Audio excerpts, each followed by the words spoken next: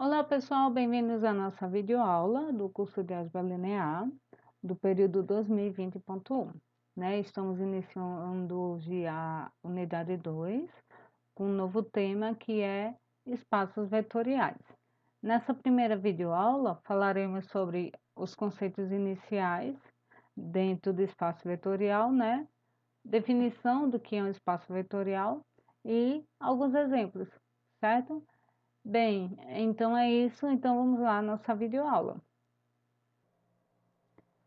Espaços vetoriais. Bem, antes de entrar com a definição do que seria um espaço vetorial, vamos relembrar aqui alguns conjuntos que nós já estudamos.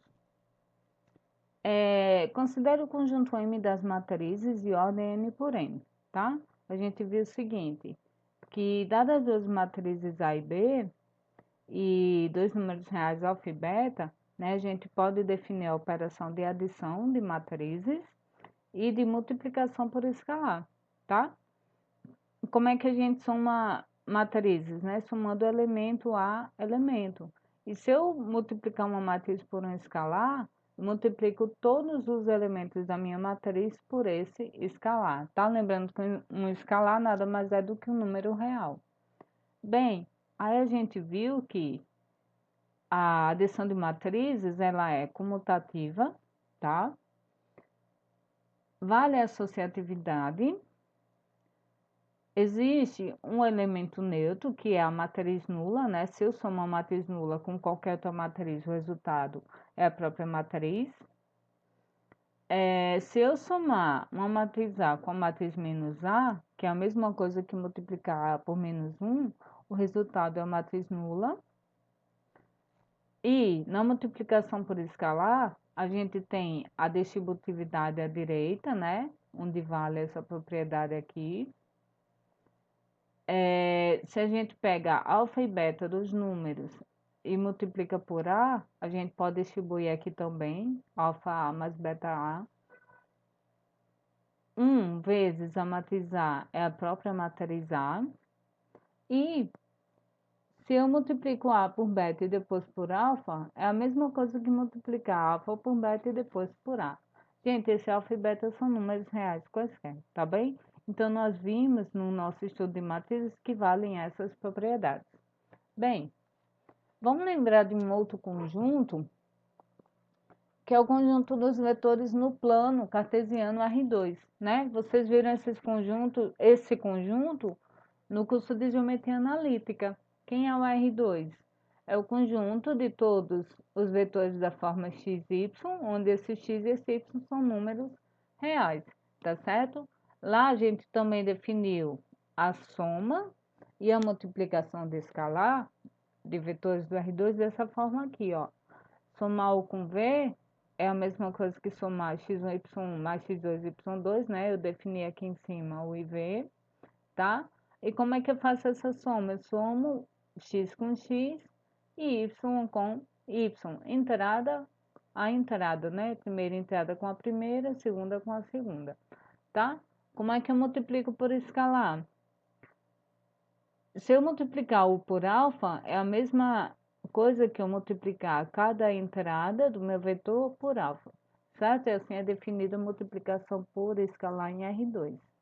Bem, essas operações, elas também satisfazem propriedades assim como as matrizes, né? A soma de vetores é comutativa, é associativa, existe o vetor nulo, que é o elemento neutro. Como assim? Somar qualquer vetor com vetor nulo vai dar o próprio vetor. Existe o elemento inverso, né? Que é o vetor menos v, que quando eu somo ele a v, vai me dar o vetor nulo como resultado. E na multiplicação por escalar, aqui vale a distributiva.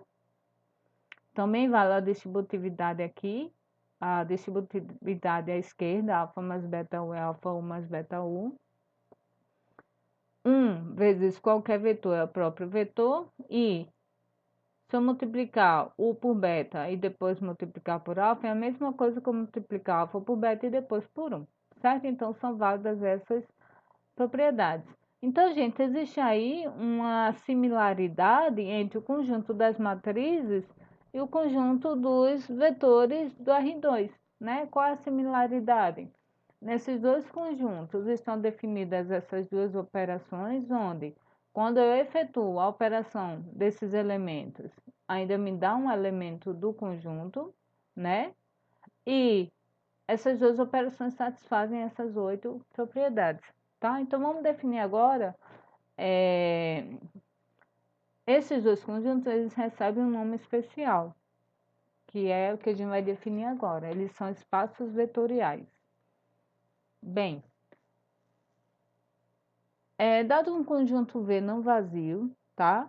Um conjunto qualquer, pode ser conjunto de matriz, conjunto de vetor, conjunto de polinômio, conjunto de número, é um conjunto qualquer não vazio, no qual estão definidas as operações de adição e de multiplicação por escalar, tá certo? Onde, se eu pego dois elementos de V e somo, a soma ainda é um elemento de V.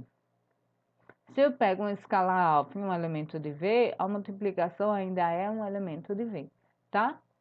Bem, esse conjunto com essas duas operações em espaço vetorial se satisfaz essas 8 propriedades, tá? Na adição, a adição tem que ser comutativa, associativa, tá? E tem que existir um elemento neutro em V, que a gente chama o zero de V, tal que se eu somo qualquer elemento de V com esse elemento neutro, é a mesma coisa que somar zero mais U, que é igual ao próprio U, tá?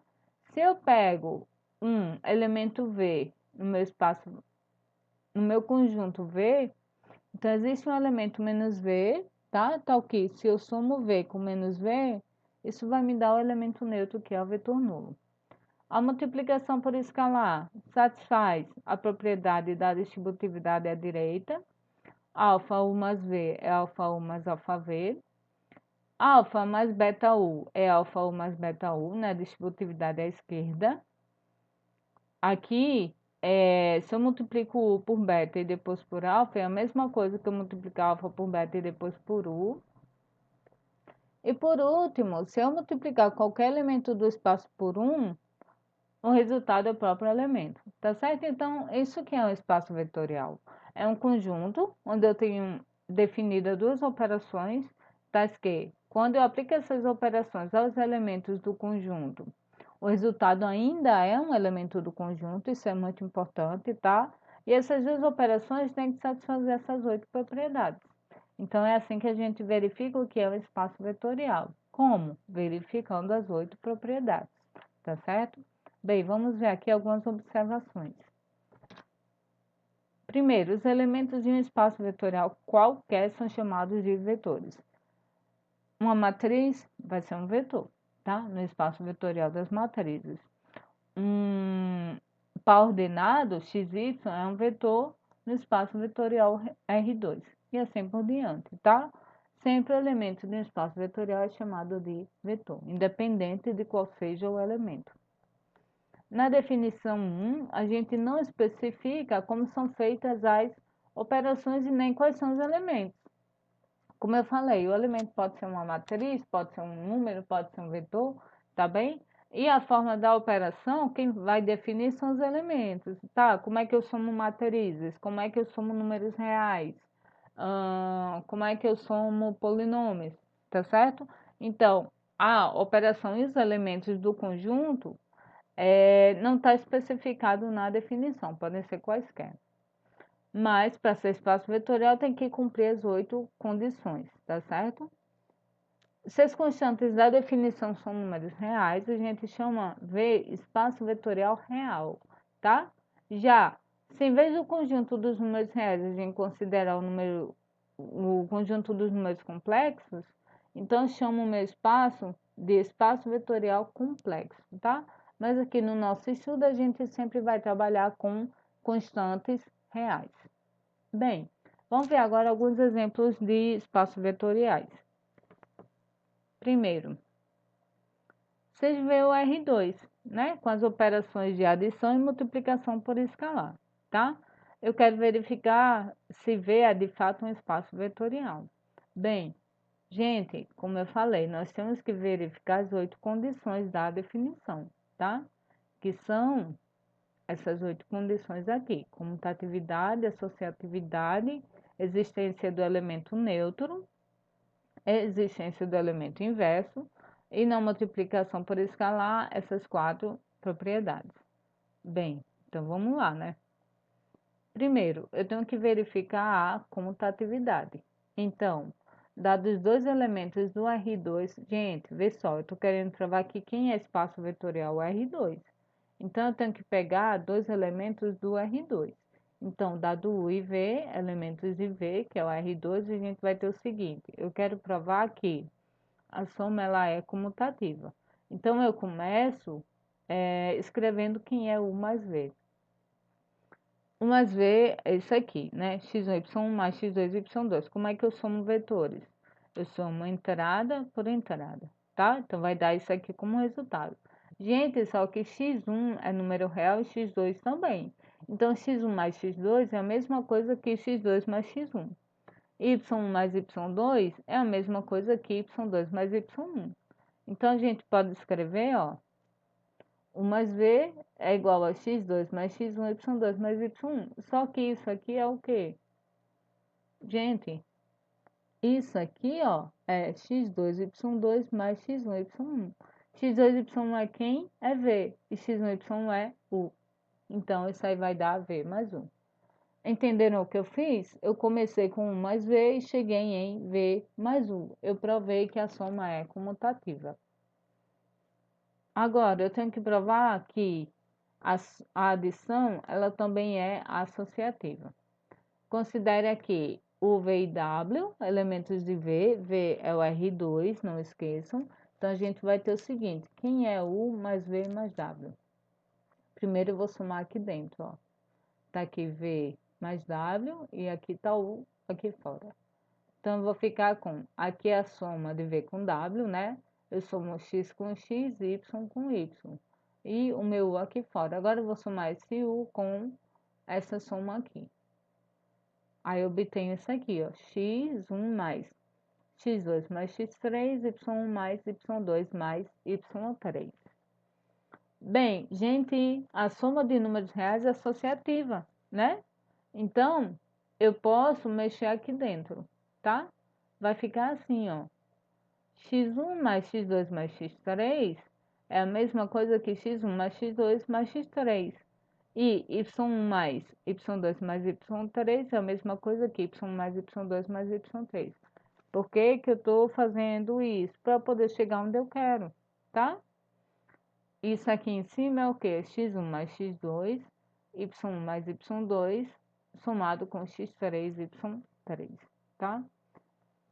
Isso aí é U mais V somado com W, tá?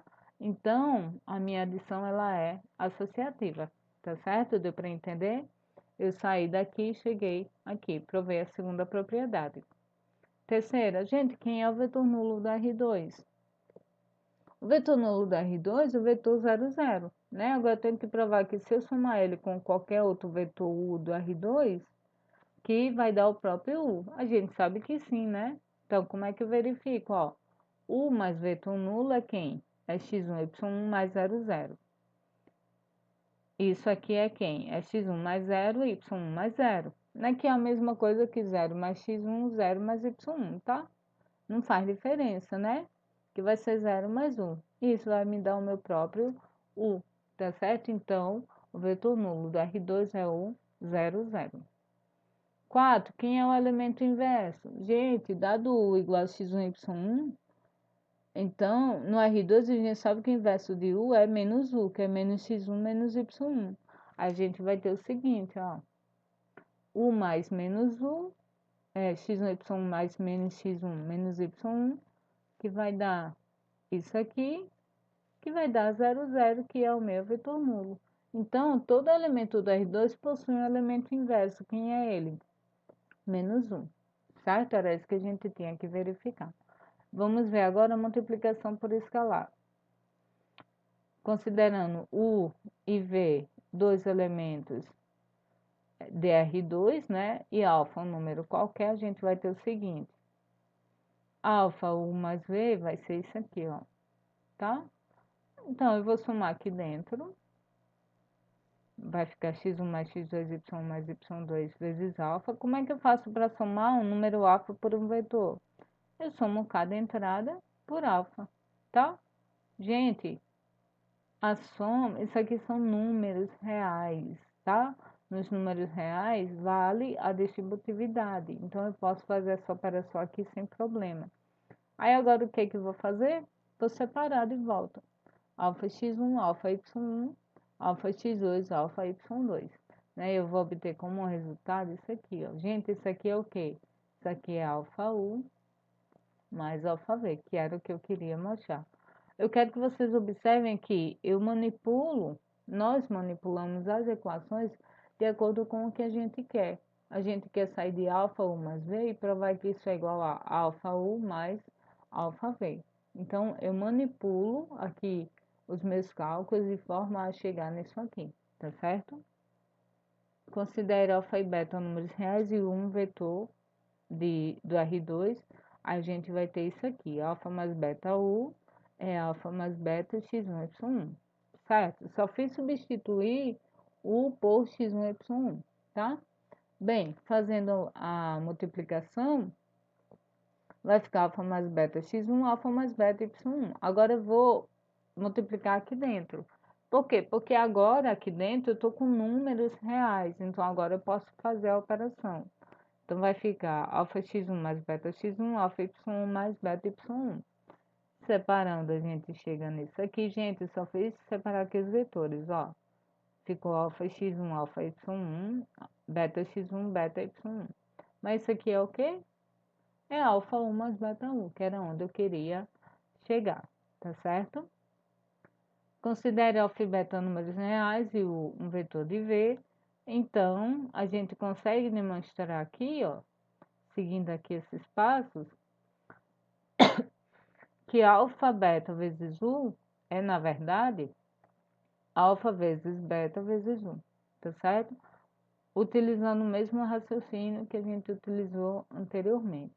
Eu saí daqui e eu quis chegar aqui. E para isso eu operei, manipulei as contas aqui dentro. E por último, um vetor de V, né, um vetor de R2, a gente vai ter que 1 vezes U é 1 vezes x1 vezes y1, que é x1 e y1, que é o próprio vetor U, né? Então, 1 vezes U é igual a U. Gente, essa era a nossa última propriedade a ser verificada. Então, como as 8 propriedades são válidas, eu posso dizer que V igual a R2 é um espaço vetorial, tá certo? Então, eu tinha um conjunto, quem era o meu conjunto? O meu conjunto, deixa eu voltar aqui rapidinho. O meu conjunto era o R2, né? V igual a R2. Aqui. Aí eu defini a soma, eu tinha definido a soma e a multiplicação por escalar. E eu fui verificar as 8 propriedades da definição do espaço vetorial. Verificamos todas, né? E vimos que o R2 é um espaço vetorial. É de fato um espaço vetorial, certo? Bem, deixa eu passar aqui. E é isso. Agora, se a gente considerar V igual a Rn, gente, quem é o Rn? É o conjunto de todas as Nuplas, dessa forma aqui, ó, V1, V2 até Vn. Eu tenho N números aqui dentro, N entradas. Se fosse o R3, seria V1, V2, V3. Se fosse o R4, V1, V2, V3 até V4. Vocês devem ter ouvido falar sobre esse conjunto no curso de Geometria Analítica. Bem, como é que a gente define a adição e a multiplicação por escalar no Rn?